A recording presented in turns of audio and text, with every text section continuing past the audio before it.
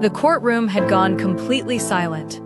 Not because the judge had announced a verdict, but because the man everyone believed was the victim had suddenly stood up and said one sentence that stopped the room cold.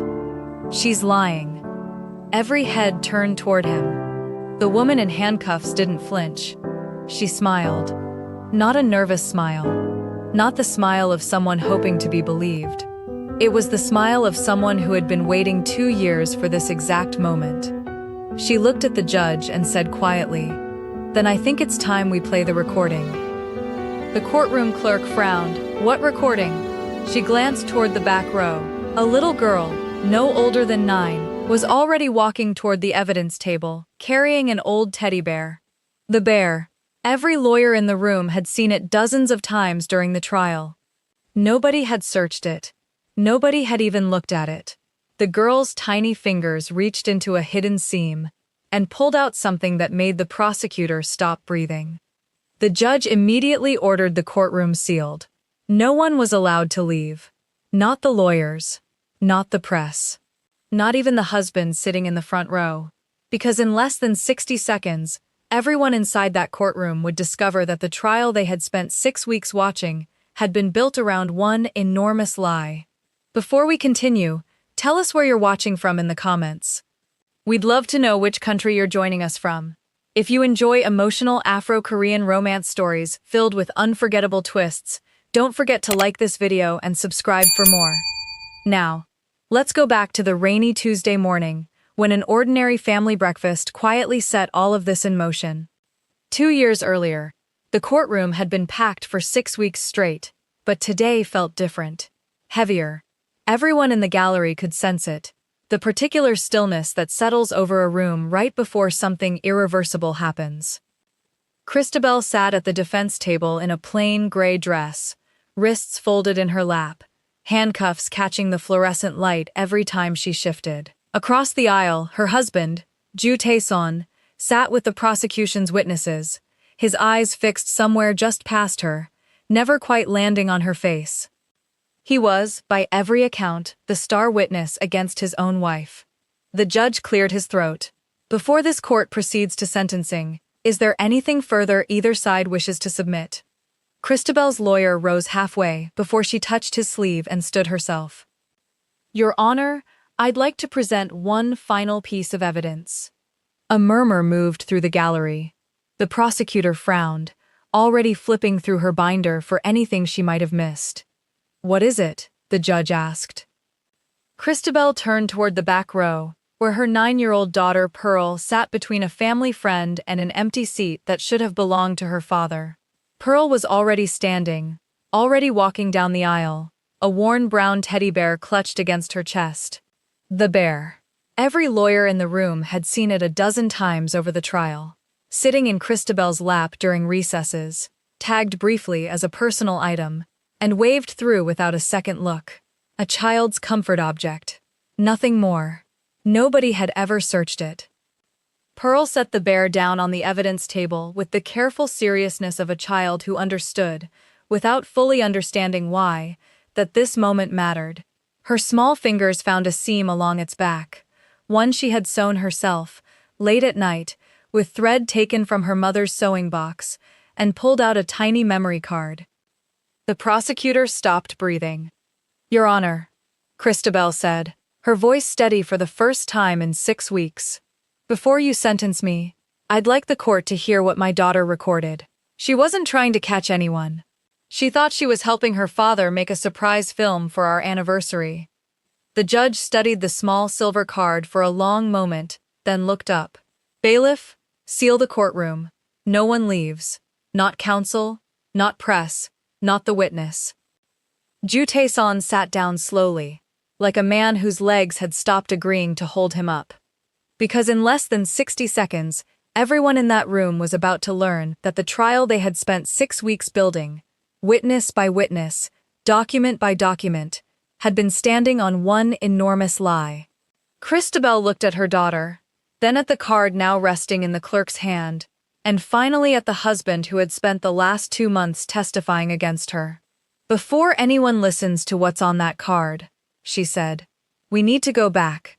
Exactly 2 years. To the morning, my husband lied to me for the first time. The lights in the courtroom seemed to dim, though nothing had actually changed. Fade to a small kitchen. Rain against the window. The smell of tea and toasted bread. A family that, from the outside, looked like it had everything. They had no idea how little time they had left to be simple. The kitchen smelled like ginger tea and burnt toast, which was somehow exactly right for a Tuesday morning in the Jew household. Christabel stood at the counter, sleeves pushed up, humming something off-key while she packed lunches. Across the room, her husband, Tae-seon, sat with his tie half-knotted, scrolling through case notes on his phone with the particular frown he wore when a trial wasn't going his way. He was one of the city's most respected prosecutors. She ran a small textile business 2 blocks from their home. Between them, they had built something that looked, from any angle you cared to look at it, like a good life. Pearl, 9, sat cross-legged on a kitchen chair with her knees pulled up, narrating breakfast into an old digital voice recorder her grandmother had given her. And now, she whispered dramatically into the microphone, Dad is drinking his coffee like it personally wronged him. Her older brother, Minjun, 13, didn't even look up from his cereal. You're going to run out of batteries before you run out of things to record. I'm making memories, Pearl said, offended. One day you'll thank me. Christabel smiled at the two of them, then glanced at her husband, who hadn't laughed, hadn't even looked up. She noticed it the way you notice a single cold draft in a warm room. Small, easy to dismiss, impossible to fully ignore. It kept happening. Over the following 2 weeks, Tae-seon began coming home late. Not scandalously late, nothing dramatic. Just late enough that dinner grew cold twice, 3 times, then most nights. He took phone calls in the garage with the door shut. He stepped outside during family dinner, phone pressed to his ear, voice low enough that Christabel could never make out the words, only the tension underneath them. Any other wife might have assumed the obvious. An affair. The lipstick on the collar kind of story. The kind whispered about at church. The kind her own mother had warned her about before the wedding. But it didn't feel like that. Christabel had known this man for 15 years. She knew what guilt looked like on him. And this wasn't guilt. This was fear. One night, unable to sleep, she watched him from the bedroom doorway as he stood in the hallway, phone to his ear, one hand pressed flat against the wall like he needed it to stay upright. I understand, he said quietly. I said I understand. A pause. Don't, he said. Just that. Don't.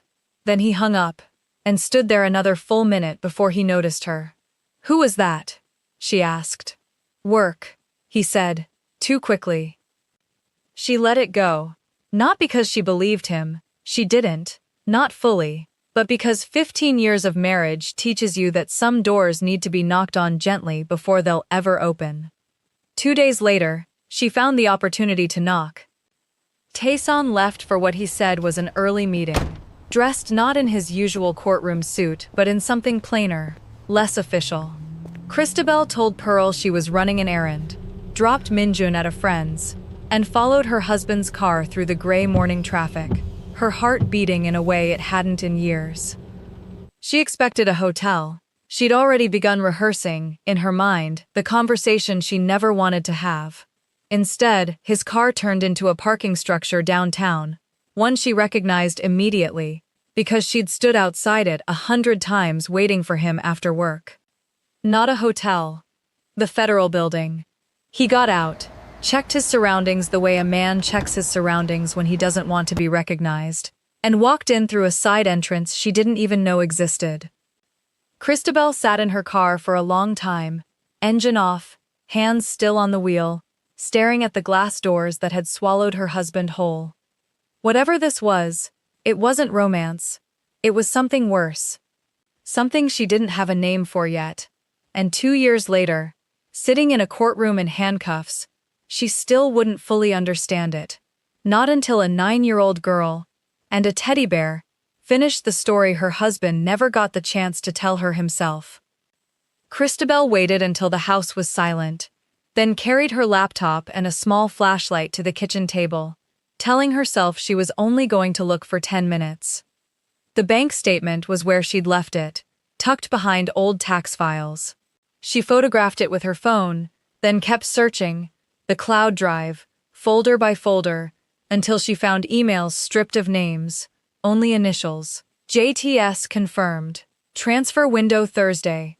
She was halfway through copying figures into a notebook when she heard it, the creak of the stairs.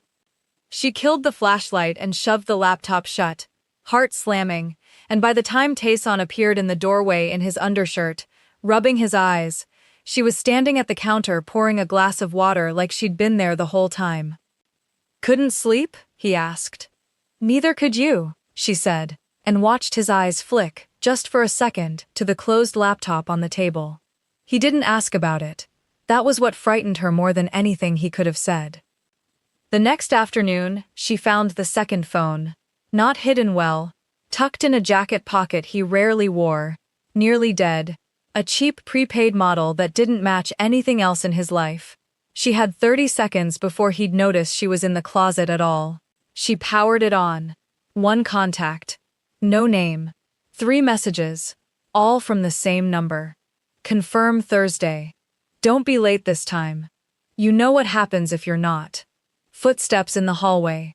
She shoved the phone back into the pocket exactly as she'd found it, angled the same way, and stepped out of the closet just as Tae-seon rounded the corner. "Looking for something?" he asked. His voice was calm, his eyes weren't. "Your gray tie," she said. "For the Kessler dinner." He held her gaze a beat too long, then nodded and walked past her into the closet himself, and she realized, watching his shoulders, that he was checking whether anything had moved. He knew, or suspected, and he said nothing. That was the moment she understood this wasn't corruption in the way she'd feared. A man taking bribes doesn't check his own jacket pocket like it might have been searched. A man doing something to protect people does. She still had no idea what, or who, or why. Only that whatever he was paying for, it terrified him more than losing her trust did. Meanwhile, in the next room, Pearl sat on the floor with her recorder, narrating a drawing of a dog into the microphone, the device propped against her backpack outside her father's closed office door. She wasn't trying to catch anything. She'd simply forgotten to turn it off. Behind that door, voices rose. Her father's, tight with fear, and another she didn't recognize. Pearl didn't understand a word of it. She was 9, and she was drawing a dog. She had no idea the recorder in her lap had just caught the first thread of a conspiracy that would take 2 years, a courtroom, and a hidden seam in a teddy bear to finally unravel. The car appeared on a Wednesday, gray sedan, parked across the street, engine idling long enough that Christabel noticed it twice in one afternoon, once leaving for the shop, once coming back. She told herself it was nothing. Then, 3 days later, a man in a delivery uniform rang the bell holding no package, glanced past her into the hallway for a beat too long, and claimed he had the wrong address. That night, she couldn't sleep. She went downstairs for water and heard voices outside the gate, low, unfamiliar. She crept to the window and cracked it an inch. The wife's account. She hasn't noticed yet. Keep watching her. Not him. He's handled. Her. Not Tae-seon. She stood frozen at the window until the voices faded, and a car door shut somewhere down the block. Her hands were shaking when she finally stepped back. She almost told him that night. She got as far as his study door, hand raised to knock, and heard him on the phone inside. Not the burner this time, but his personal line, voice low and pleading in a way she'd never heard from him. "They're watching her now. You said this was between us." A pause. "Then let me handle it my way. Please. Not through her." Christabel's hand dropped from the door. She backed away before he could open it and find her standing there. 2 nights later, she came home early from the shop and found him crouched at the fire pit in the backyard, feeding photographs into the flames one at a time. Their wedding. Pearl's first birthday. A trip to Busan, both of them laughing at something the camera hadn't caught. "Tae-seon." Her voice cracked. "What are you doing?" He didn't turn around. "Some things are safer gone." Safer for who? She crossed the yard and grabbed his wrist before he could feed another photo into the fire. A family trip to the coast, Pearl asleep on his shoulder. Tell me what's happening. I heard them outside the gate. I heard you. Just now. On the phone. Someone is watching me.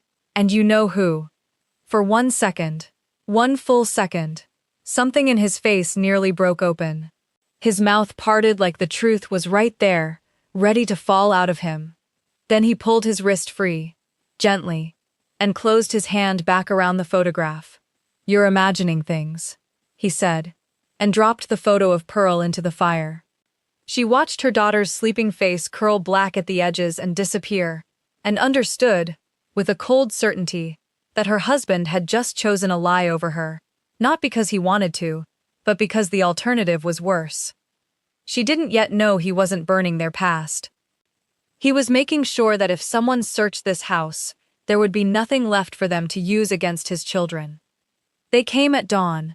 Christabel woke to the sound of car doors, then boots on gravel, then a fist against the front door hard enough to rattle the frame. Pearl screamed. Minjun stood frozen at the top of the stairs. Tae-seon didn't move from where he stood in the hallway, his face unreadable in a way she had never seen before. Christabel Ju, an officer said, you're under arrest for conspiracy to commit financial fraud, and for the deaths connected to the collapse of Halden Trust. Deaths. The word landed like a stone dropped into still water. She had heard about Halden Trust, everyone had. A retirement fund collapse 8 months earlier had wiped out the savings of hundreds of families. 2 elderly investors had died shortly after, their families blaming the stress and shock. It had been front-page news for weeks. She had never once, not in passing, not in a nightmare, imagined her name attached to it. But the evidence, when it came out in the following days, was staggering. Bank transfers with her name on them, emails written in a tone that sounded unmistakably like hers. Witnesses, former colleagues, a bookkeeper she barely remembered meeting, placing her at meetings she had never attended. Even Christabel, staring at the documents her own lawyer showed her, felt a horrible, disorienting doubt creep in. Could I have done something and not remembered? No, that's insane. But the evidence. The public didn't hesitate the way she did. Within a week, her photograph was everywhere, captioned with words like mastermind and predator in disguise. Old friends stopped calling. Her shop's windows were egged twice in 1 week. And through all of it, Tae-seon said nothing in her defense. Not one word. Not one statement to the press, not one visit to the detention center. To the world, his silence looked like confirmation. To Christabel, lying awake on a thin detention cot, it looked like something closer to grief. Pearl was allowed 1 supervised visit, sitting across from her mother with her small hands flat on the table, refusing to cry in front of the guards. "Mom," she whispered, leaning close, "I think I recorded something." Christabel blinked. "Recorded what, sweetheart?" "I don't know. Something with Dad. I didn't understand it. I didn't want to forget." The guard called time before Christabel could ask another question. She sat back in her chair long after Pearl had been led away, turning the words over and over. "I think I recorded something." She had no idea, not yet, that her daughter's small habit of narrating breakfast and family dinners was about to become the only thread standing between her and a life sentence. The trial began on a gray morning that matched the mood of everyone inside the courtroom except, it seemed, the prosecution. When the state called its final witness, a ripple went through the gallery. Christabel looked up and felt something in her chest cave in. Her own husband walked to the stand. Tae-seon avoided her eyes as he was sworn in. When the prosecutor asked him to describe his wife's financial activities over the past 2 years, he answered in a flat, rehearsed voice that sounded nothing like the man who used to hum off-key while doing dishes. "She had access to accounts connected to Halden Trust," he said. "She made decisions I wasn't aware of at the time." It wasn't quite a lie. It also wasn't the truth. It was something engineered to sound like both. The courtroom reacted exactly as intended. Gasps. Whispered outrage. A journalist in the second row already typing a headline about the prosecutor forced to condemn his own wife. At home, Minjun stopped speaking to his father entirely, leaving rooms the moment Tae-seon entered them. Pearl, confused and hurting, asked her father once, quietly, "Why did you say that about Mom?" He had no answer he was willing to give a 9-year-old. To everyone watching, Ju Tae-seon looked like a man who had chosen his career over his marriage. A man who had decided, when it mattered most, to protect himself. But something about him didn't fit that story. He didn't look victorious. He didn't look relieved. He looked like a man being slowly hollowed out from the inside, showing up each day to a courtroom that was, piece by piece, destroying everything he'd built. Late one night, using a colleague's badge and a visitor's slip filled out under a false reason, Tae-seon slipped into the detention center where Christabel was being held. She looked up, startled, when he appeared on the other side of the glass. "Why are you here?" she asked, voice cold. "Come to rehearse more testimony?" "Christabel." His voice broke on her name. "I need you to hate me. That's not difficult right now. I mean it." He pressed his hand flat against the glass. "Please, hate me. Stop trusting me. Stop trying to understand why I'm doing this." His eyes were wet, his composure cracking in a way she hadn't seen since his own father's funeral. "It'll keep you alive." He was gone before she could ask what he meant. She sat there a long time, staring at the space where his hand had been, the cold outline still faintly visible on the glass, and for the first time since her arrest, she wondered if the man testifying against her wasn't her enemy at all. He was trying, in the only way he knew how, to save her. Christabel's lawyer arranged for Pearl's old recorder and its files to be reviewed as part of the defense's evidence search. A long shot, nothing more than a mother's request to hold on to something of her daughter's, while she prepared for the worst. Late one night in her cell, given rare permission to review files on a supervised tablet, Christabel began listening. Most of it was exactly what she expected.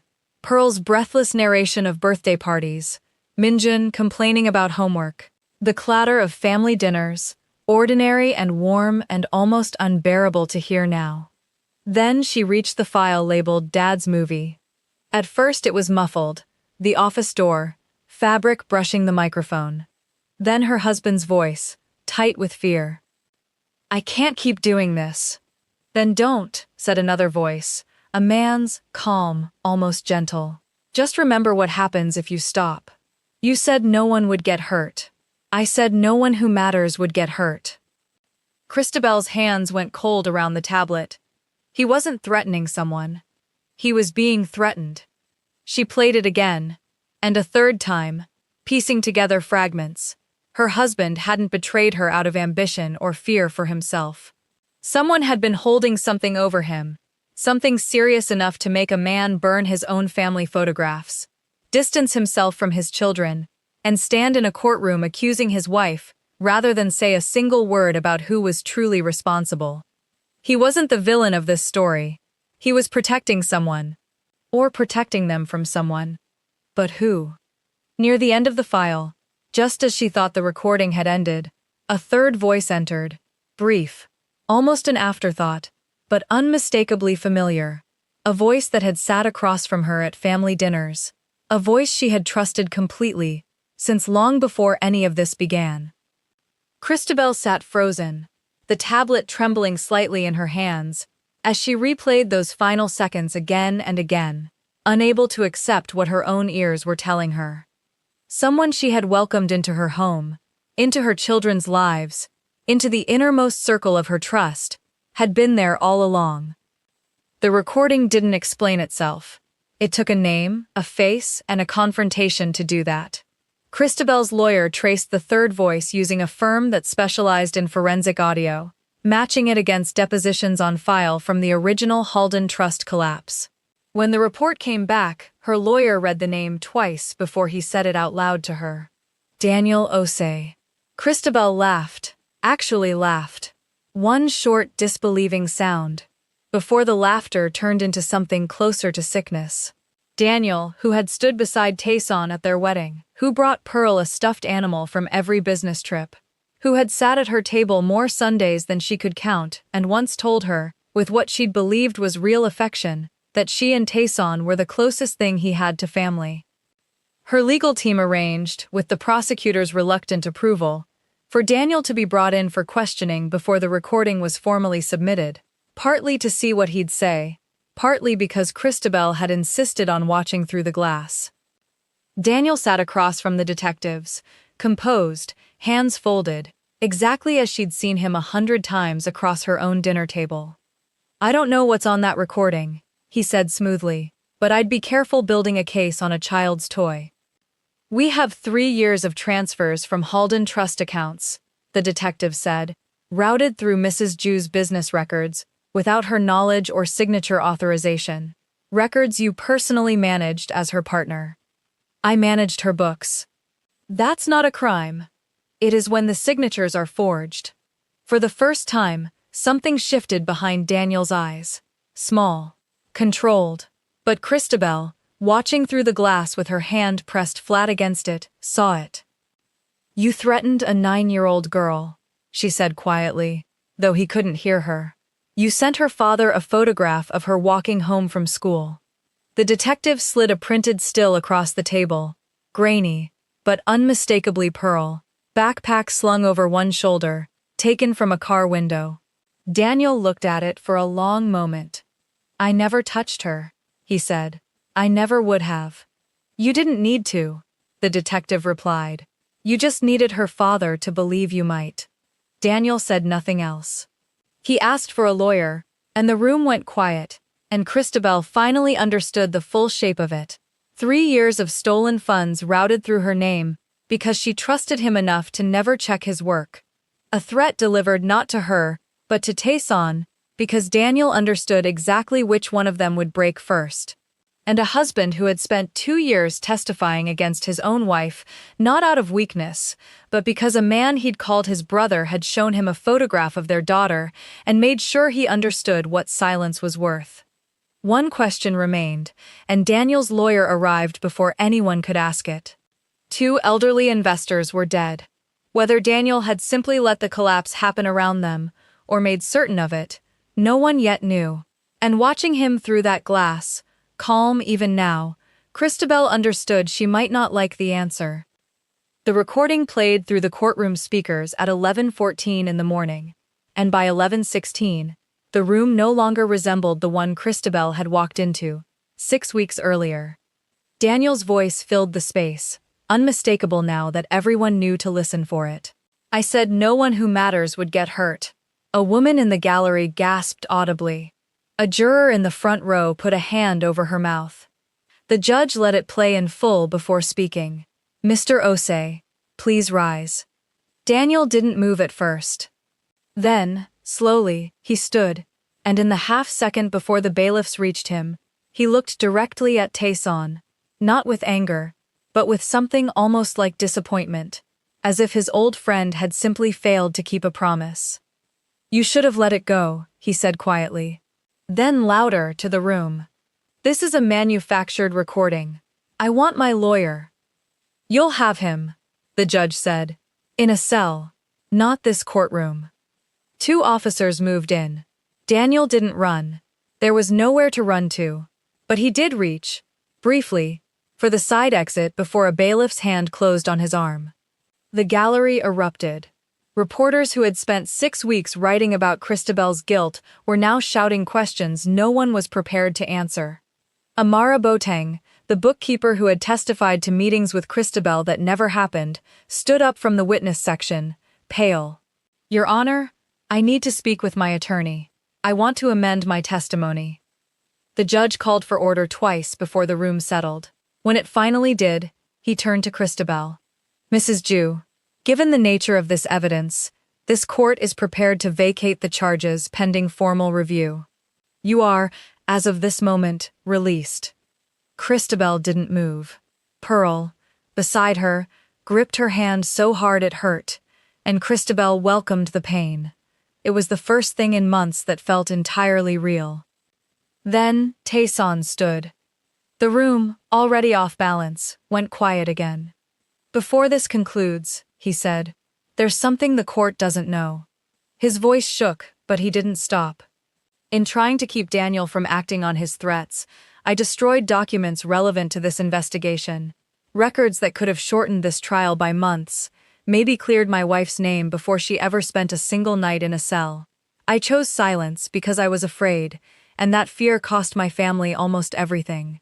That was a crime, and I won't ask this court to look past it." A ripple of murmurs. The prosecutor, still holding a stack of notes she no longer needed, looked between Christabel and her husband with an expression that had shifted, in the space of 10 minutes, from certainty to something far less simple. Christabel closed her eyes. She was free. The truth, finally, was standing in the open where everyone could see it. But the man who had carried that truth alone for 2 years, to protect the children they'd made together, was about to walk out of this courtroom in handcuffs of his own, and no verdict was going to tell her how she was supposed to feel about that. 3 weeks later, Christabel stood outside the courthouse for the last time, blinking into daylight that felt unfamiliar after so many months indoors. Daniel Osei was formally charged with fraud, conspiracy, and charges connected to the deaths at Halden Trust, pending further investigation. Christabel was fully acquitted, the state formally apologizing for an arrest built on evidence Daniel had spent years engineering. Tae-seon was not so fortunate, and didn't ask to be. He pled guilty to obstruction of justice and destruction of evidence. The judge, taking into account the circumstances, a father protecting his children from a documented threat, handed down a reduced sentence. 18 months. Christabel visited him twice during that time. Not out of obligation, out of something quieter, an understanding that had grown in her since that night behind the glass, when he'd begged her to hate him and she'd realized, slowly, that she couldn't. When he was released, he came to find her outside the small textile shop she'd reopened.